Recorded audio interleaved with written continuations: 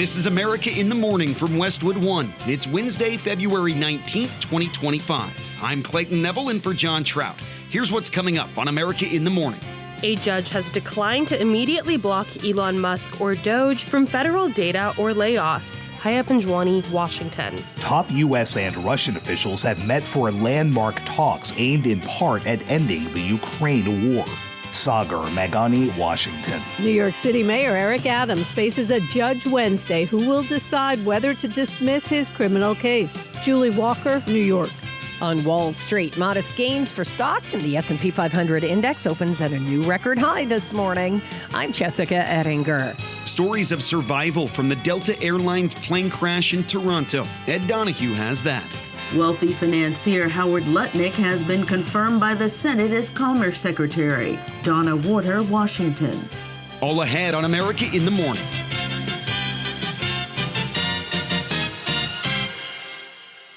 A federal judge denied a Democrat-led effort to block access by the Department of Government Efficiency, known as DOGE, to accessing government data, saying the plaintiffs could not prove irreparable harm. Correspondent Haya Panjwani reports that this comes as President Trump stated that Elon Musk is not in charge of DOGE, but merely working in an advisory role. Elon is, to me, a patriot. So, you could call him an employee, you could call him a consultant, you could call him whatever you want. But he's a patriot. A federal judge found that there are legitimate questions about Musk's authority, but said there isn't evidence of the kind of grave legal harm that would justify a temporary restraining order. The decision came in a lawsuit filed by 14 states challenging DOGE's authority to access sensitive government data. We do find it sort of rather odd that, there are quite a few people in the bureaucracy who have ostensibly a salary of a few $100,000, but somehow manage to accrue tens of millions of dollars in net worth while they are in that position, which is, what happened to USAID. We're just curious as to where it came from. States argue that the actions taken by Musk can only be taken by a nominated and Senate-confirmed official under the Constitution. He is a special government employee within the executive office of the president, and the agencies are directing the cuts and the cuts of the wasteful spending. White House Press Secretary Caroline Leavitt has maintained that Musk doesn't have authority of his own and layoffs are coming from agency heads. President Trump is the ultimate decision maker for this entire administration. Elon Musk, just like everybody else across the federal government, works at the direction of President Trump. Elon Musk is a special government employee, as I have told you before. He serves as a senior advisor to the president, if you will, within the executive office of the president. DOGE is advising these agencies. It's ultimately up to the discretion of these secretaries to make these hirings and these firings. Haya Panjwani, Washington. President Trump says that there must be an end to the war in Ukraine, which comes as Secretary of State Marco Rubio is in Saudi Arabia meeting with his Russian counterparts in an attempt to lay the foundation for peace. Washington correspondent Sagar Meghani reports that nobody representing Ukraine was invited to the talks. You have leadership, and I like him personally. He's fine. But I don't care about personally. I care about getting the job done. You have leadership now that's allowed a war to go on that should have never even happened. But today I heard, we weren't invited. Well, you've been there for 3 years. You should have ended it 3 years. You should have never started it. You could have made a deal. I could have made a deal for Ukraine that would have given them almost all of the land, everything, almost all of the land, and no people would have been killed, and no city would have been demolished, and not one dome would have been knocked down. But they chose not to do it that way. Top U.S. and Russian officials have met for landmark talks aimed in part at ending the Ukraine war. It was the most extensive contact since before Moscow's invasion nearly 3 years ago, with Secretary of State Marco Rubio, his Russian counterpart, and others meeting in Riyadh. We have to understand that it's been 3.5 years since there's been any sort of regularized contact between the United States and Russia, and in some cases between any of the participants in this conflict and Russia. So the goal of today's meeting was to follow up on the phone call the President had a week ago and begin to establish those lines of communication. The work remains. Today is the first step of a long and difficult journey, but an important one, and President Trump is committed to bringing an end to this conflict.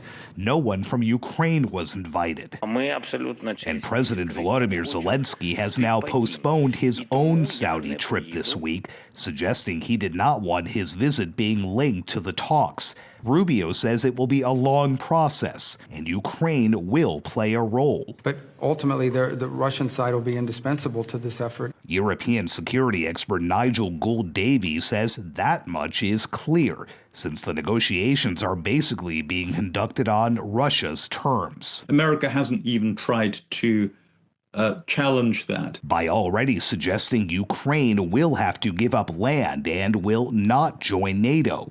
Gould-Davies wonders whether it's fair to even call this a negotiation. Or in some sense, a series of American capitulations. Sagar Meghani, Washington.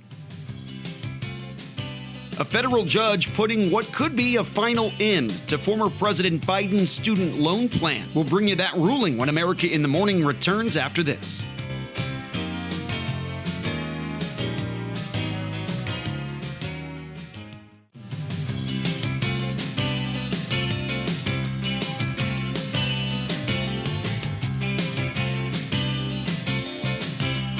Winter weather has a tight grip on much of the United States again this morning. A lot of us waking up to either just pure cold or wet weather. Here's LaTroy Thornton with our forecast. A new period of stormy conditions gets underway through more of the northwestern states today as a disturbance continues its push onshore with plenty of rain and high elevation snow from the Pacific Northwest into northern California. For today, the steadiest rain looks to fall over the typical near coastal areas of western Washington and Oregon, with lighter rain and some showers perhaps reaching as far as to the south as San Francisco, and the most intense bursts of snowfall largely confined to the Cascades as well as some of the higher terrain of Idaho. This is the beginning of a wetter pattern that could extend into at least Monday, with several separate disturbances blasting the northwest with rain and snow at times into the start of next week. The other area of especially impactful precipitation will be over the mid-Atlantic and the southeast today, with one more round of steady accumulating snow for some, as well as another brush with dangerously icy conditions in other places. This time, parts of Virginia are favored for the heaviest snow thanks to strong high pressure over the nation's center, shoving the storm track to the south.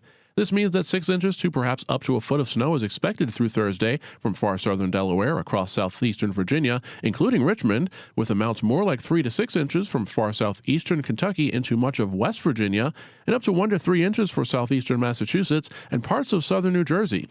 Freezing rain may lead to difficult travel and even some power outages from coastal North Carolina to northern South Carolina, with rain and thunderstorms from there right to the Gulf Coast as the nation's center deals with some very cold air pushing its way out of the Arctic. In Dallas, expect a much colder day today despite some sunshine with a high of just 31. For Jacksonville, Florida, watch for rain and some thunder at times today with a high of 58. That's the nation's weather. I'm AccuWeather.com meteorologist LaTroy Thornton. Remember to follow us everywhere you get your podcasts: Apple, Spotify, Amazon, and YouTube. Just search America in the Morning in your favorite listening app. Former President Joe Biden's student loan forgiveness plan may have met its end with a ruling made this week by a federal judge. Biden long touted a need for student debt forgiveness. It's now the most generous repayment program ever. Over his 4 years in office, Biden tweaked and added to the plan. No one with an undergraduate loan today or in the future will have to pay more than 5% of disposable income to repay their loan. And that's income after you pay for the necessities like housing and food and the like. The plan is on hold and has been since 7 Republican-led states sued over the measure. Those states argue President Biden didn't have the authority to forgive the loans. In a ruling this week, the 8th Circuit Court of Appeals affirmed the request by those states for a preliminary injunction, leaving payments frozen and sending the case back to the lower courts. The case against New York City's mayor is in the hands of a judge. Correspondent Julie Walker reports New York's governor is considering removing Eric Adams as mayor, and Hakeem Jeffrey says Adams has a job to do. Audio courtesy of New York One. Mayor Adams has a responsibility to decisively demonstrate to the people of New York City that he has the capacity to continue to govern in the best interest of New Yorkers, as opposed to taking orders from the Trump administration. New York City Mayor Eric Adams faces a judge who will decide whether to dismiss his criminal case. Reporters tried to ask Adams about it at an unrelated event, but he would not answer. The mayor accusing the press of lying, but not specifying about what. The Justice Department is asking a judge to sign off on dropping the case against Adams, which involves bribery charges, saying it interferes with his ability to carry out President Trump's immigration agenda. Several prosecutors quit rather than carry out the Trump administration's orders, and 4 deputy mayors are also resigning over the fallout. Governor Hochul has said she's weighing removing Adams, who says he did nothing wrong. Julie Walker, New York. We've already made it to midweek, and on the other side of this quick break, we've got Wednesday Business. This is America in the Morning. Stay with us.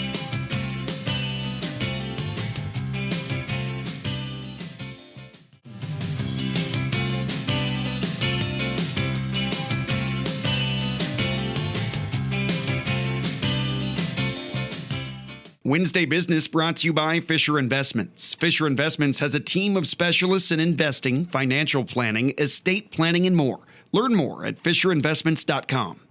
Here's CNBC's Jessica Ettinger with Wednesday Business. Wall Street opens this morning after modest gains for stocks. Yesterday, the S&P 500 index opens at a new record high. Gold closing at a fresh record high yesterday, $2,949 an ounce, and oil pulled back. U.S. crude back where it was last December. This is good news for drivers who've seen prices at the pump march steadily higher. The U.S. needs more homes. It's underbuilt and has been since the great financial crisis and housing bubble bursting in 2008. Now, home builders are spooked by President Trump's tariff threats. Home builder sentiment took a very hard hit in February, and the primary concern is tariffs. The builders noted 32% of appliances and 30% of softwood lumber come from international trade. And while the Canadian and Mexican tariffs were paused, builders are still worried Chinese tariffs are in place. That's where your appliances come from. Sales expectations in the next 6 months, they dropped a whopping 13 points into negative territory. CNBC's Diana Olick. Delta Airlines executives, Canadian and U.S. aviation officials working to piece together how a Delta jet flipped over after landing in Toronto Monday. You had people who were still buckled into their seats upside down inside the fuselage who were able to get out of the plane. You have to have luck involved for people, not only a few to survive, but all to survive, especially if the aircraft flipped over, then caught on fire. There were 18 injuries. That is a testament to the structure of the aircraft and the fact that the seats now in all airplanes are made to stay attached to the frame of the fuselage much better than they were in the past. CNBC's Phil LeBeau. Separately, 300 Federal Aviation Administration employees have been fired by the Trump administration as the U.S. deals with recent commercial jet crashes. And the Trump administration is also slashing thousands of jobs at the IRS right in the middle of tax season. Small business owners are feeling worse about the economy after a pop higher in sentiment right after the election. The small business index trending lower, now at 56. Now, the question is why? Well, there was an increase in negativity on a few questions that shaped the index, several surrounding President Trump's various policy proposals, trade, immigration, expectations for regulation. A quarter cite inflation as the biggest risk to their business currently. Just 36% of business owners say they believe that inflation has reached a peak, while 2 in 3 believe prices will continue to rise. CNBC's Brandon Gomez. On today's watch list, we get earnings from Wingstop, Carvana, Cheesecake Factory, and Toast.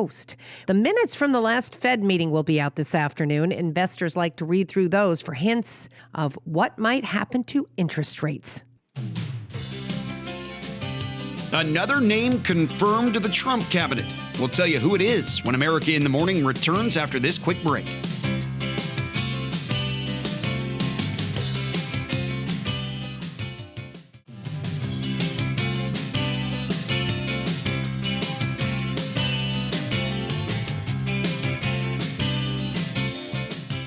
More details being learned, and some people who were on the Delta Airlines flight that crashed after landing in Toronto are now telling their stories. Correspondent Ed Donahue reports. all 80 people survived on a Delta jet that flipped on its roof while landing at Toronto's Pearson Airport. One passenger on the flight from Minneapolis described the landing in snowy conditions as very forceful. We just landed. Our plane crashed. It's upside down. First and foremost, there was no loss of life. Airport CEO Deborah Flint says those who were hurt had relatively minor injuries. Airport Fire Chief Todd Aiken was asked about the cause of the crash. It's very early on. It's really important that we do not speculate. What we can say is the runway was dry and there was no crosswind conditions. Audio from News Flare. The Toronto crash is the fourth major aviation accident in North America in the past 3 weeks, including a crash involving a jet and an Army Black Hawk helicopter in Washington, D.C. that killed 67 people. I'm Ed Donahue. Another name has officially been added to President Trump's cabinet following a Senate vote. Correspondent Donna Warder reports. Wealthy financier Howard Lutnick has been confirmed by the Senate as Commerce Secretary. Lutnick was CEO at the investment firm Cantor Fitzgerald when its offices were hit in the September 11th attack on the World Trade Center. The firm lost 2/3 of its employees, including Lutnick's brother. At the Commerce Department, Lutnick will oversee 50,000 employees, but Lutnick is likely to spend most of his time as one of the Trump administration's top trade negotiators, managing President Donald Trump's plans to impose import taxes on U.S. trading partners. Donna Warder, Washington. America in the Morning for Wednesday, February 19th, 2025 is produced by Jeff McKay. I'm Clayton Neville in for John Trout, and this is Westwood One.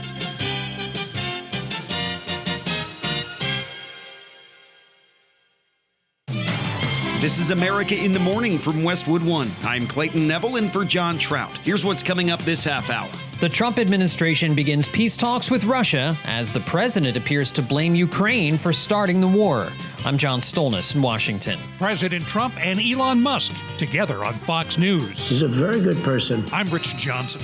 The wicked weather worsens across America. We'll have details, and there's more fallout over the Leonard Peltier clemency.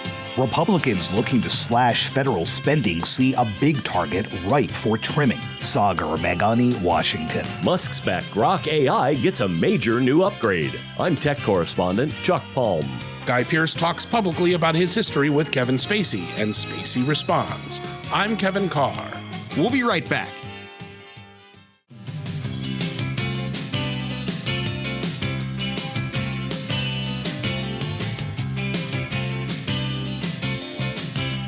Late February bringing rain and heavy snow to parts of the United States. Of course, it depends on exactly where you are, on how much you're going to get. The Midwest could get hammered. Here's LaTroy Thornton. The latest and likely final storm in the weeks-long train of active winter weather in parts of the east brings a swath of accumulating snow to parts of the mid-Atlantic and the southeast for today. As the storm organizes and intensifies through the day, snow becomes rather steady at times from mainly southern parts of the Delmarva Peninsula through much of Virginia and southward into much of the northern portion of North Carolina. A separate piece of energy lagging behind with the same storm brings additional snow on Thursday that should result in storm total snowfall of up to 6 to 12 inches from central and eastern Virginia into far southern Delaware, with amounts of at least 1 to 3 inches from eastern Kentucky and western North Carolina into the high ground of southwestern Pennsylvania, and similar amounts for Cape Cod and mainly to the southeast of Boston. Ice will also be a major concern just to the south of the snow in the southeast, with significant impacts from freezing rain most likely between the North Carolina cities of Greenville and Wilmington and some points westward toward the South Carolina border. At least some icing is expected as well from northern South Carolina toward the Outer Banks as impressively cold air makes its way into the region. Outside of that zone, much of the center of the nation simply has another frigid day in store for this Wednesday, with the latest Arctic push taking high temperatures into just the single digits on either side of zero, from the northern high plains into the Dakotas and parts of the upper Midwest. It's a dry Wednesday for the southwest, but the next stretch of wet and wintry weather in the northwest brings rain and mountain snow from Washington and Oregon into northern California, with the snow turning out a bit more widespread through the daylight hours from eastern Washington and northeastern Oregon through parts of the northern Rockies. That's the weather across America. I'm AccuWeather.com meteorologist LaTroy Thornton. Remember to follow us everywhere you get your podcasts: Apple, Spotify, Amazon, and YouTube. Just search America in the Morning in your favorite listening app. President Trump appeared to place the blame for the war in Ukraine on the Ukrainians in remarks to the press. This as negotiators for the White House met with Russian counterparts to lay out a framework for peace. John Stolnitz has more from Washington. Speaking at his Mar-a-Lago estate, President Trump reacting to objections from Ukraine for being excluded from talks between the U.S. and Russia in Saudi Arabia this week. And I think I have the power to end this war. And I think it's going very well. But today I heard, oh, well, we weren't invited. Well, you've been there for 3 years. You should have ended it 3 years. You should have never started it. You could have made a deal. Trump also reiterated claims he's made in the past that had he been in office and not President Biden, Russia would have never invaded Ukraine. This is something that should have never happened, would have never happened. And I used to discuss it with Putin. President Putin and I would talk about Ukraine. It was the apple of his eye, I will tell you that. But there was never a chance of him going in. And I told him, you better not go in, don't go in. Trump told reporters he would probably meet with Russian President Vladimir Putin by the end of the month. Earlier in the day, Ukrainian President Volodymyr Zelensky postponed a previously scheduled trip to Saudi Arabia because he didn't want to seem like he was trying to piggyback on the negotiations being conducted by Russian and American envoys without being invited. Zelensky said Ukraine and Europe must be included in talks and that negotiations should not be undertaken behind the backs of all the parties involved. Secretary of State Marco Rubio led the American delegation in Saudi Arabia with Russian Foreign Minister Sergei Lavrov. After the meeting, Rubio said the two sides discussed a framework for future negotiations and agreed to open up their embassies in Moscow and Washington. The goal is, and we agreed on what the goal is to bring an end to this conflict in a way that's fair, enduring, sustainable, and acceptable to all parties involved. Rubio also denied that Ukrainians and Europeans are being left out of the talks. No one else has been able to bring something together like what we saw today because Donald Trump is the only leader in the world that can. So no one is being sidelined here. But President Trump is in a position that he campaigned on to initiate a process that could bring about an end to this conflict. U.S. officials said concessions would need to be made on all sides. Lavrov said Russia cannot agree to any deal that would allow the presence of troops from NATO countries in Ukraine. John Stolnitz, Washington. President Donald Trump and Elon Musk praised each other, blasted Democrats, and defended the work of the Department of Government Efficiency, known as DOGE, in an hour-long interview with Sean Hannity. It aired last night on Fox News. Correspondent Rich Johnson has details. President Trump said it's one thing to issue an executive order, but something else to see it become reality, something that is happening thanks to Elon Musk. Those executive orders, I sign them. And now they get passed on to him and his group and other people, and they're all getting done. Musk said the task the president has given him is basically very simple. All we're really trying to do here is restore the will of the people through the president. In the interview taped last week at the White House, Trump and Musk, with the help of Fox News host Sean Hannity, blasted former President Joe Biden on immigration, promoting a so-called communist ideology, and even abandoning the two astronauts stranded at the International Space Station. And while offering no example, Musk adapted a familiar Trump strategy. The thing that they're accusing the administration of is what they are guilty of. They're saying that things are being done unconstitutional, but what they are doing is unconstitutional. They are guilty of the crime of which they accuse us. That's always the first thing they do. He's in violation of the Constitution. They don't even know what they're talking. Well, it's absurd. Don't. It's just a con job. It's a big con job. When it comes to the deep cuts in the federal workforce and programs, Trump made one specific promise of something that won't be cut. Social Security won't be touched. Other than if there's fraud or something, we're going to find it's going to be strengthened, but won't be touched. Medicare, Medicaid. As for their relationship, Musk said it's cost him some friends thanks to what he calls Trump derangement syndrome.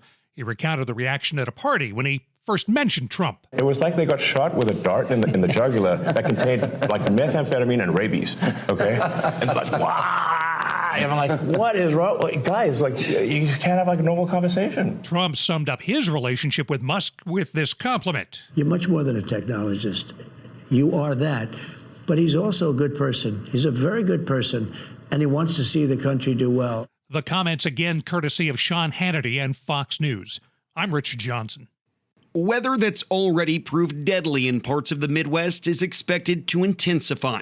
Winter weather alerts in place today from the Central Plains through parts of Virginia and North Carolina. Heavy snow expected in Illinois, Missouri, Kansas, and Kentucky. We could get in the west I think up to 8 inches of snow in some areas. Kentucky Governor Andy Beshear worried about the potential loss of power. We got people that can't heat their homes that might have power because of the damage. And we are going to have wind chills that are negative Thursday morning and are really low on Friday morning. This, of course, just days after flooding devastated parts of Kentucky, killing at least 14 people. More than 40 Kentucky counties now under disaster declarations. Earlier this week, a Nebraska state trooper was killed after he was hit by a snowplow while responding to a crash on I-80, and a number of crashes reported on slick conditions on I-70 near Kansas City. Further east in Virginia, precautions being taken. We are deploying serious resources across the state, and that begins with road treatment going on everywhere. Virginia Governor Glenn Youngkin. Please drive slowly and get out of the way of the vehicles doing this really important work. With anywhere between 3 and 8 inches of snow possible across the Midwest, further south it's the bitter cold. Places like Texas and Oklahoma bracing for extreme cold air, with wind chills below 0 in some spots and low temps close to 10 degrees. An estimated price tag to rebuild Gaza. How much could it cost? We'll tell you when America in the Morning returns after this.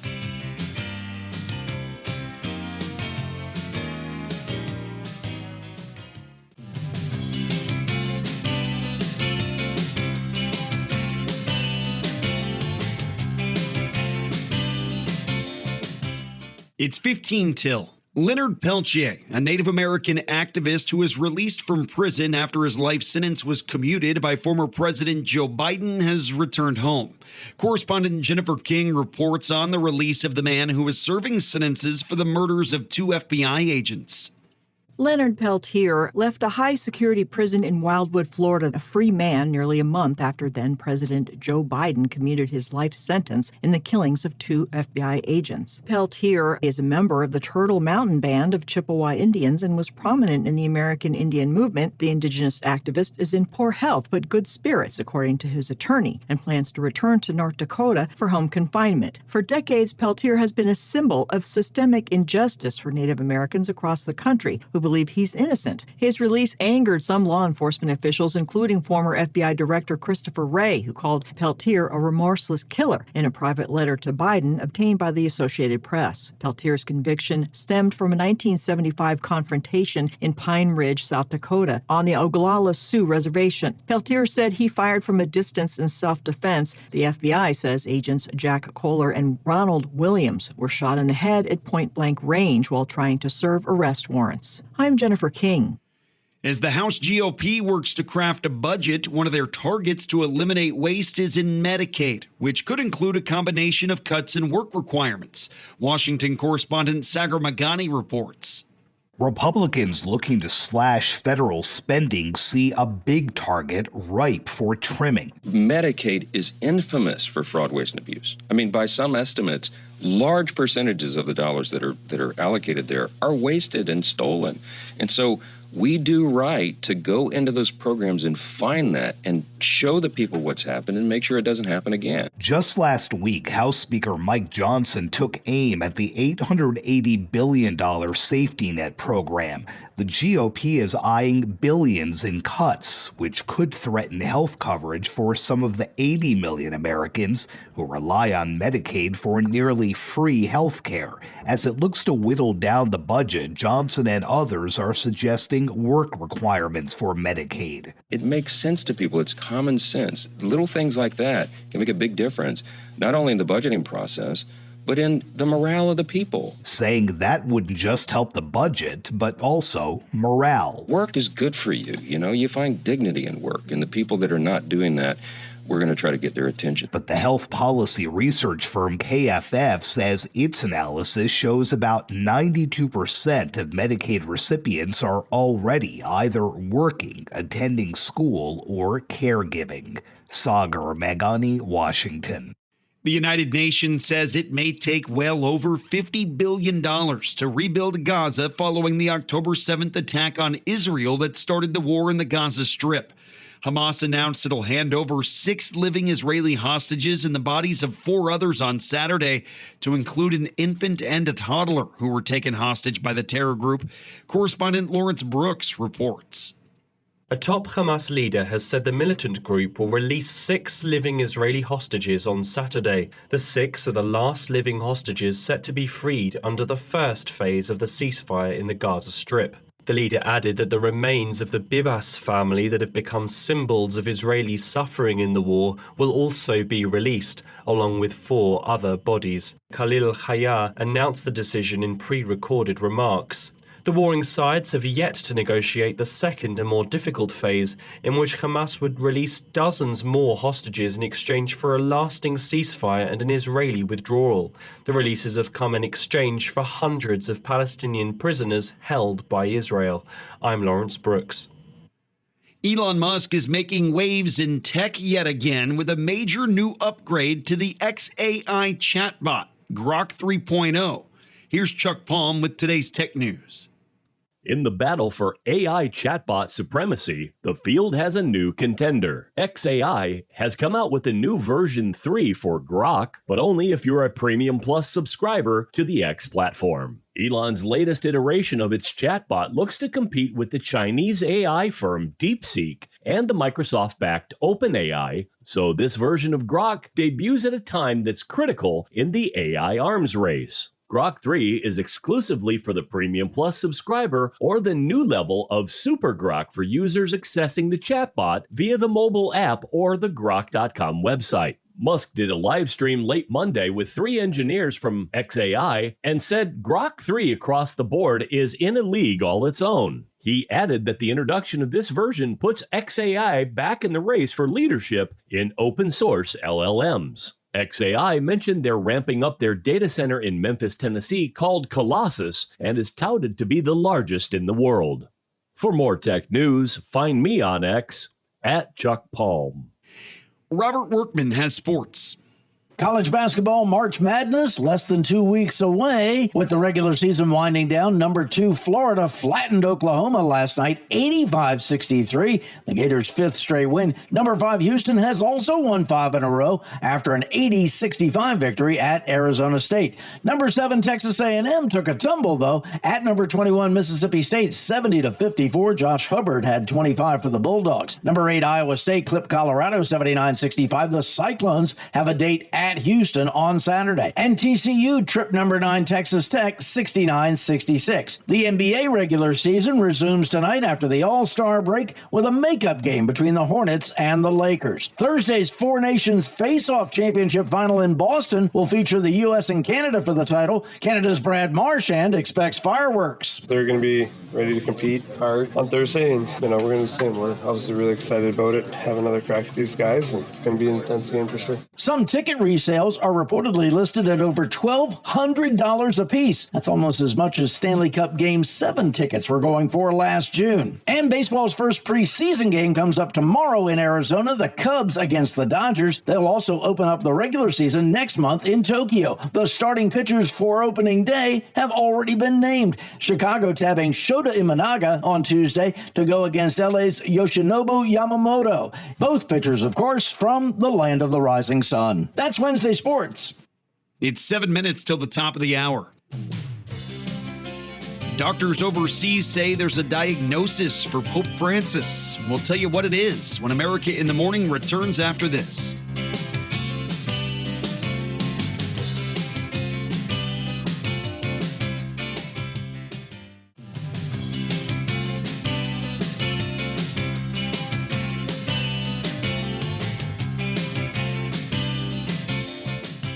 Pope Francis has been diagnosed with bilateral pneumonia. The Vatican released information saying the pontiff has pneumonia in both lungs and is still hospitalized. This a further complication in the condition of the 88-year-old leader of the Catholic Church that raised concerns about his ability to fight off the infection.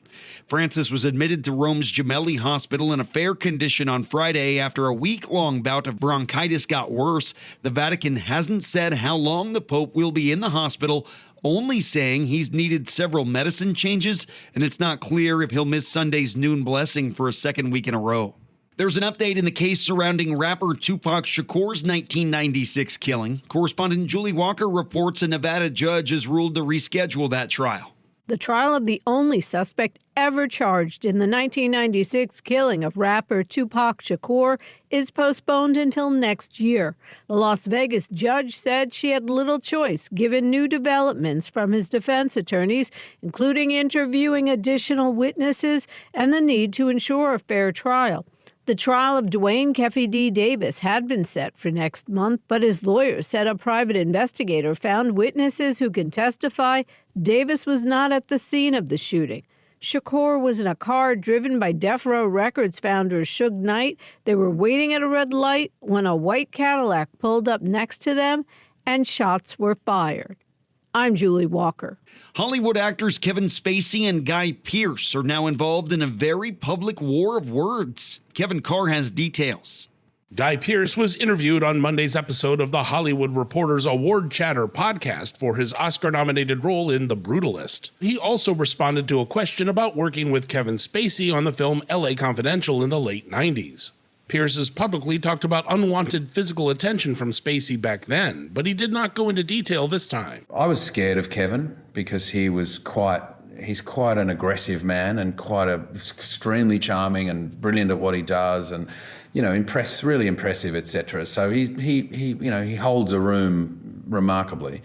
But I was young and, susceptible and he targeted me, no question. Pearce also explained how he reacted when Spacey was caught up in the Me Too movement in 2017. And I heard these stories about Kevin sort of officially as news stories. And I was in London working on something and I heard this and I broke down and sobbed and I couldn't stop. On Wednesday, Spacey responded with a post on X directed at Pearce. Here you are now on a mission some 28 years later after I've been through hell and back to do what? Just in time to stop the bad guy? Since 2017, Spacey has been fighting multiple accusations of sexual misconduct both in the U.S. and the U.K.